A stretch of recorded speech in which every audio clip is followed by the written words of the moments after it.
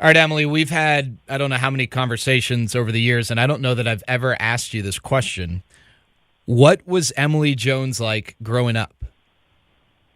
Oh gosh, a lot like Emily Jones is as an adult. A little bit of a pot stirrer, getting into everything. I think my mom uses the word precocious. Um, I just was always into something. Couldn't sit still. Super OCD, even as a child. Yeah, so pretty much exactly the same as now at 42. Well, and it's funny you went that direction in answering that because that's, I guess, what made me think to ask you that is this question, what you just sort of alluded to right now. You get involved in so much, and just in my experience, I know people who like to get involved in a lot of things, but then they kind of half-ass most of the things, and they're not really, they only get like one foot in the door. But it seems like you get involved in a ton, whether it's entrepreneurial interests, obviously the Rangers schedule, which is incredibly taxing. You got a podcast now. I think you got two podcasts. You got all sorts of stuff going on. Your role with the Rangers beyond just reporting and hanging out and doing all the TV work. Plus, you're a wife. You're a mom of two kids. I guess it seems like you are always doing something, and that's what I sort of envisioned a younger Emily Jones like. So I guess you confirmed you've always been this way, like you don't do well with free time. You always kind of want to get involved in stuff. Yeah, I mean, I have a really hard time sitting still, and it's always been that way. It's been that way, since I was a child. So I guess I just don't know any different. To me, when you rattle off all that stuff, it does seem like, geez, I need to chill out a little bit. But for me, it's not. It really isn't too much. And I enjoy this. I don't do things unless I enjoy them. So I enjoy my job with the Rangers. I enjoy, the new elements of it, working with our minor league players, which I only got to do a little bit in spring training, just because of the craziness that happened. I enjoy doing entrepreneurial things. I enjoy, selling stuff. I enjoy, products that I like and use. I enjoy the Do It for Dirt Foundation. I love helping people. So I don't do anything unless I enjoy it. And so I guess when you are able to do stuff like that, it doesn't seem like so taxing and so overwhelming and so crazy. I mean, does that mean I don't lose my marbles every once in a while? Definitely not. I mean, I do it on the reg, but yeah, it's all very manageable to me because these are all things I care about and I enjoy doing. Was that, I guess that's just a part of you. Like there wasn't someone when you were younger that was like, Emily, don't ever say no. Try everything, do everything. Was there someone who kind of like influenced you that way, or is that just how you're wired? No, I mean, my daddy was a hustler. I mean, my daddy worked, from the time that he was, 15 until the day he died, and he worked hard. And so he, I just remember him telling me all these different stories of things that he did, in his younger years before he became a CPA. And he dug ditches and, built highways, and he was a truck driver. And, I just admired that about him, about how hard he worked. And so he always encouraged me to, to make the most of any opportunity, to always listen to those things. That you never know, what might come of them. You never know what could happen if you explore this or anything like that. He was very encouraging as far as that was concerned, about just giving everything a chance and not being afraid to do something, not being afraid to fail. And so I think having him as a role model growing up, kind of instilled a bit of a fearlessness in me that I don't really care what people think if I post about wine, 5 days a week on my social media accounts. I don't really care if I start a business and it fails. I'm not concerned about that, the failure aspect of it. And so I think that lack of fear helps contribute to, my ability to, put my hands in a lot of different cookie jars. What's been something that you tried that you weren't sure if you'd be any good at that's been most rewarding? And if I may, Not other than do it for dirt, because I know how rewarding that's been. And inherently, that's my favorite. Yeah. Other than that, what is something that you've tried that maybe was a struggle at first that you figured out how to do that just like was really rewarding? Man, that's a great question. I don't know. I mean, I guess as far as like the role that I've developed with the Rangers, like I never envisioned that. I always had confidence in myself as a reporter, as, someone who could be a good broadcaster, because of, the experience that I had and, the lessons that I learned along the way in my career. But I think probably the most rewarding is having carved out this little niche that is so special to me as far as, the role that was created for me within the organization. That's been super rewarding to be able to take on, a little bit more as time has gone on. And that's a credit to the Rangers for allowing me to kind of be myself, to kind of, take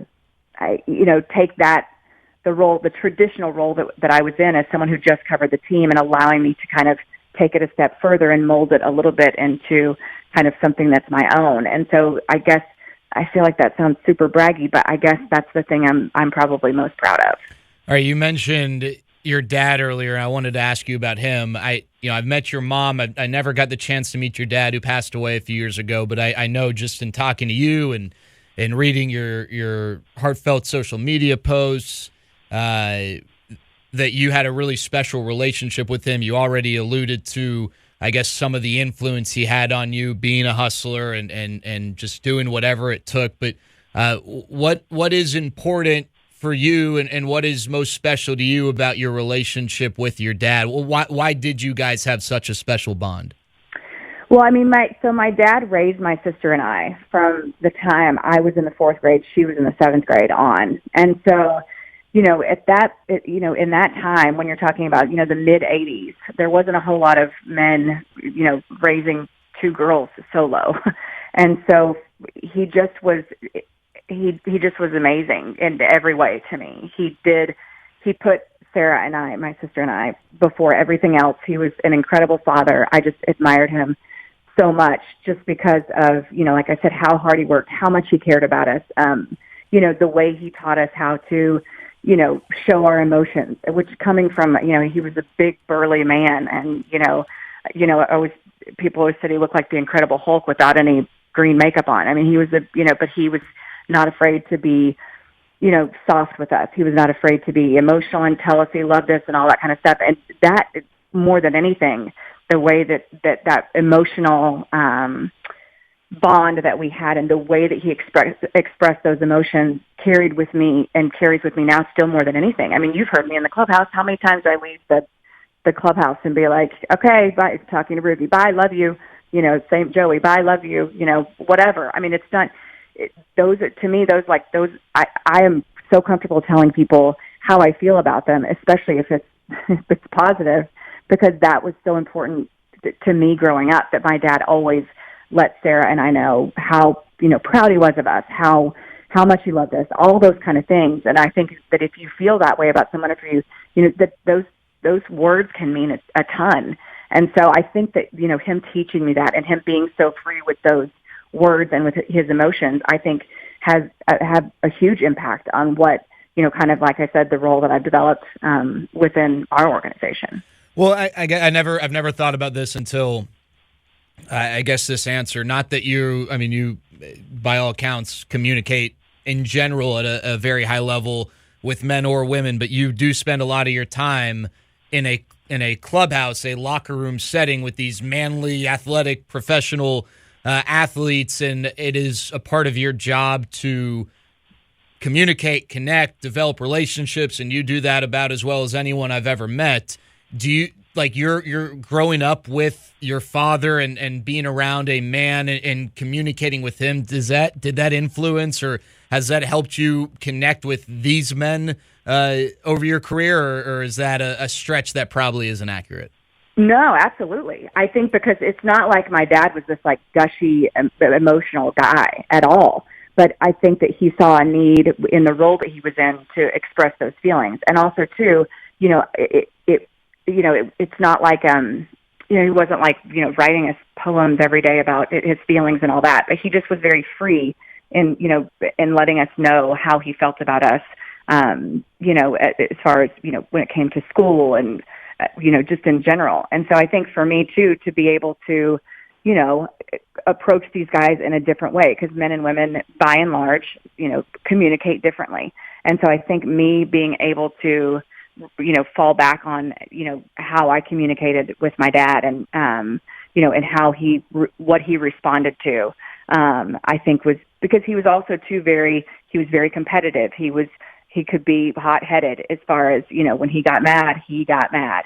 And so, I think that all those different things definitely helps in this setting, in this situation.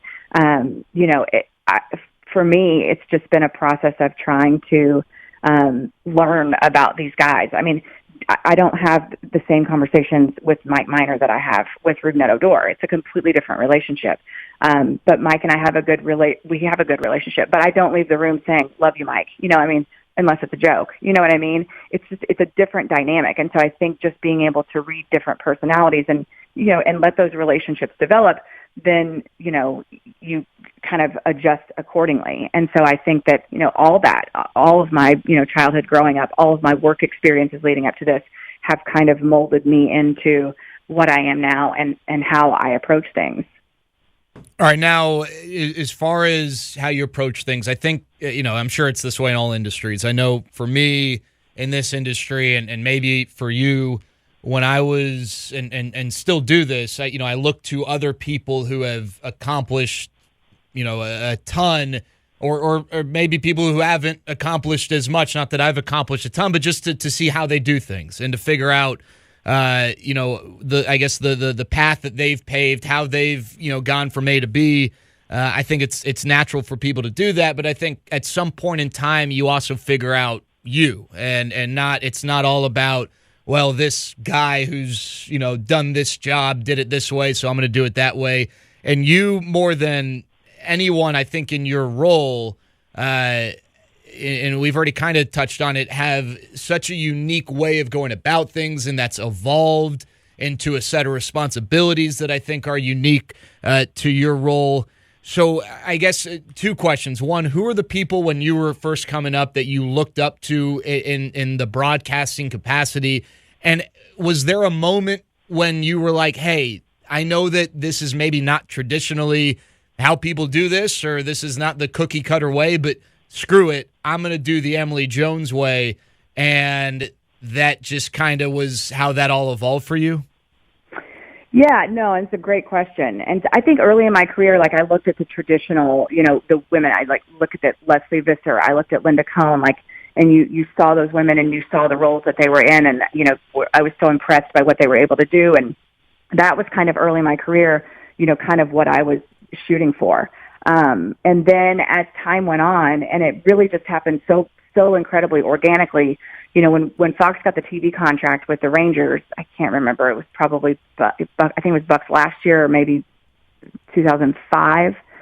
Anyway, and so I started going to the ballpark, on the red, I was out there all the time. And so, cause basically, we had to be there for every game. We were doing pre and post game shows. And so I just started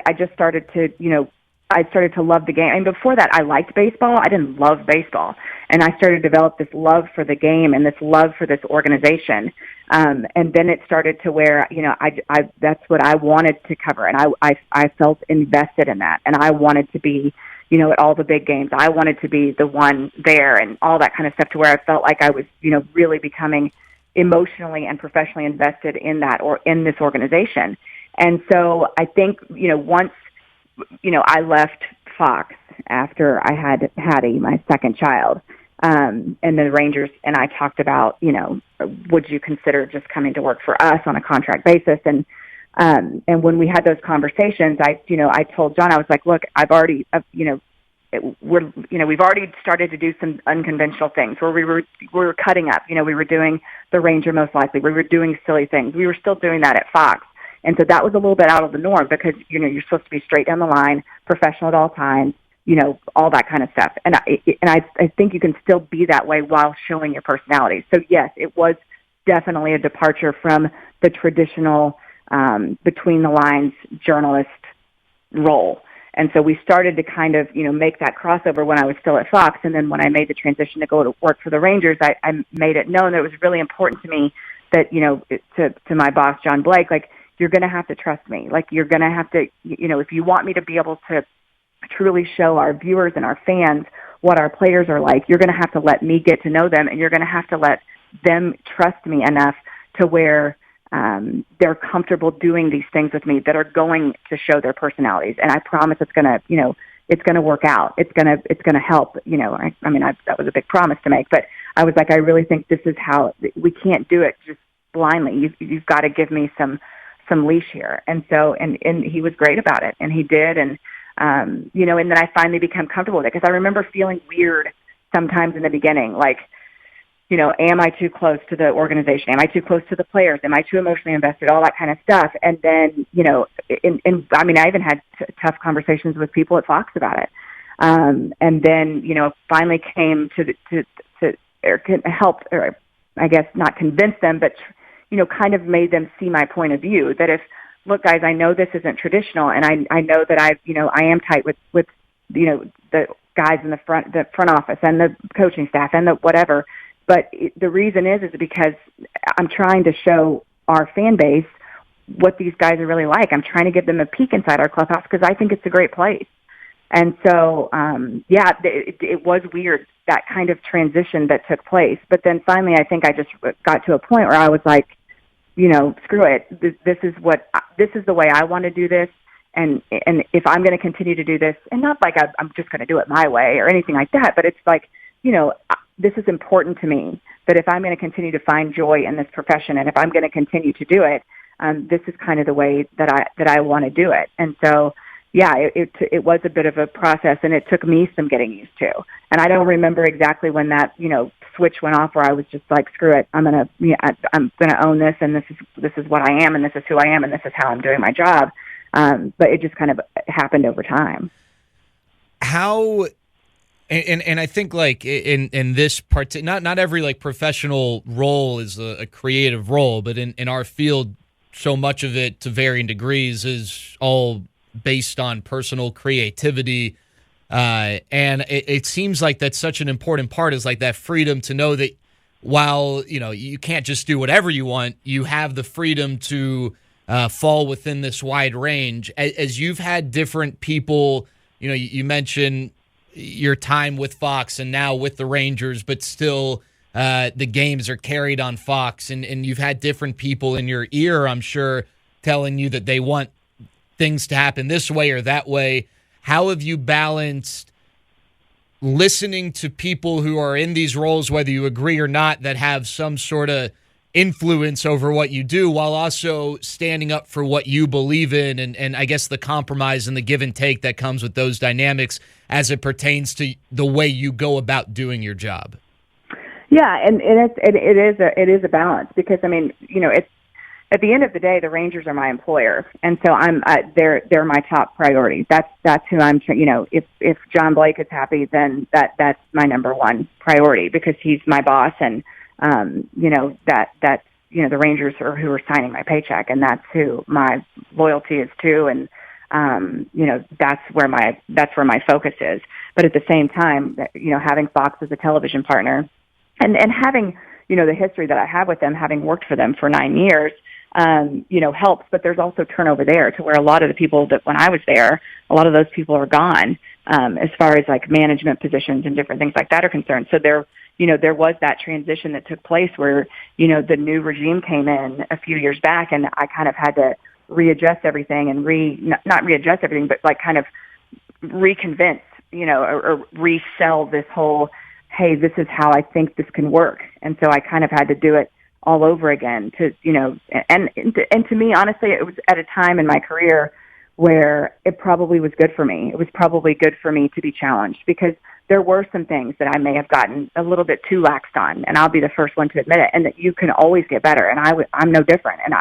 at that point in my career, I could tighten some things up, and they brought some things to my attention that I appreciated. I didn't appreciate everything they brought to my attention, but we had some discussions about it, and I tried to make some changes that they had requested, and they tried to see things from my perspective as well. And I think, now that we're 2, 3, 4 years down the road, it's been a happy, marriage between. I guess it's a 3-way marriage between the Rangers and myself and Fox. So, everything has worked itself out, but it hasn't necessarily been without its, road bumps along the way.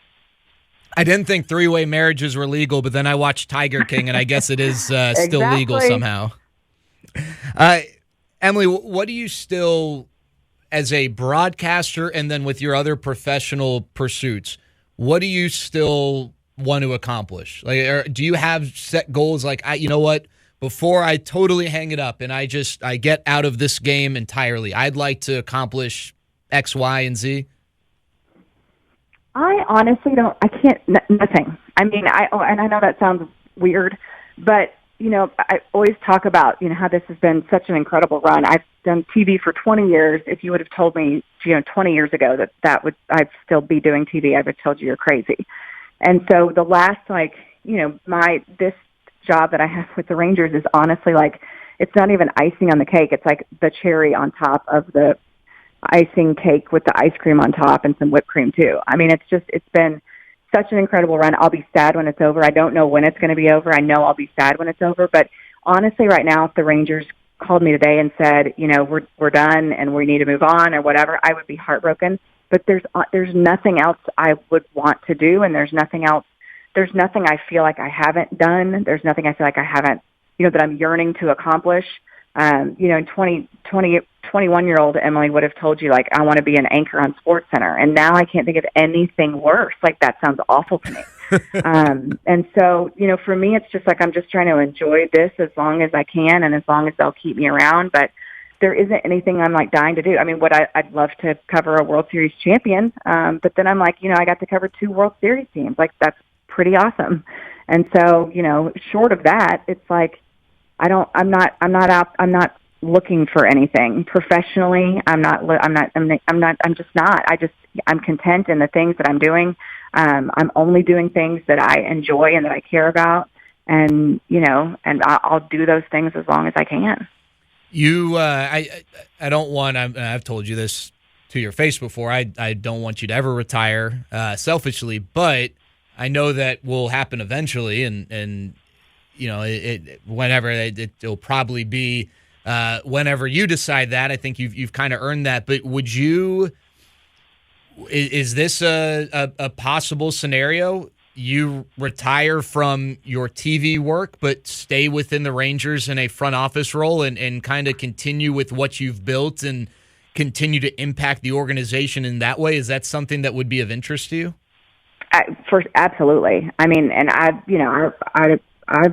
would love to be involved with this organization for as long as I can. I care about it immensely. I think it is full of good people.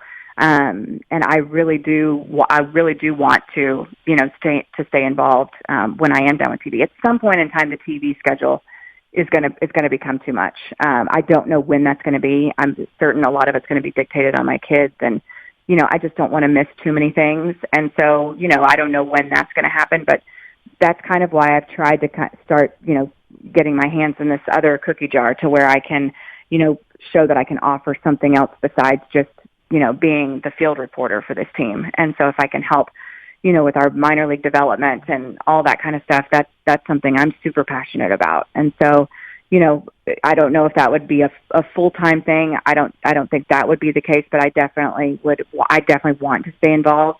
And I absolutely would listen to any opportunity that the Rangers presented. And honestly, I would listen to any opportunity that's presented to me, period. I just feel like that's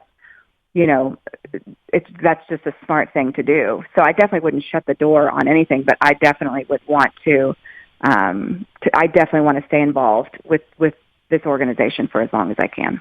If you moved over into a front office only role, would you still also serve the dual role of being my work mom, sister person? Absolutely. Okay. You've got that. You can't get rid of me. I Okay, promise. good. Well, I think it's more you can't get rid of me. I think that's if we were to properly phrase that. All right. Last question for you. Two-part question. And this all goes back to your amazing ability to connect with these athletes, these people.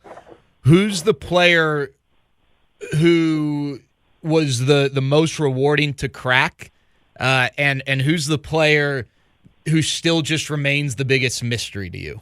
Not that they're a bad guy, just like you never quite crack them, and they're just kind of Figure them mysterious.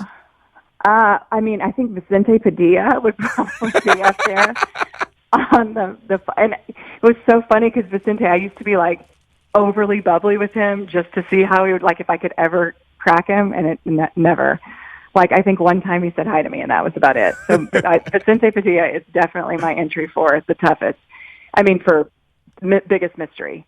And what's funny, and it's crazy now looking back on it, and I've told him this before. Who the player was that was the toughest for me was Michael Young.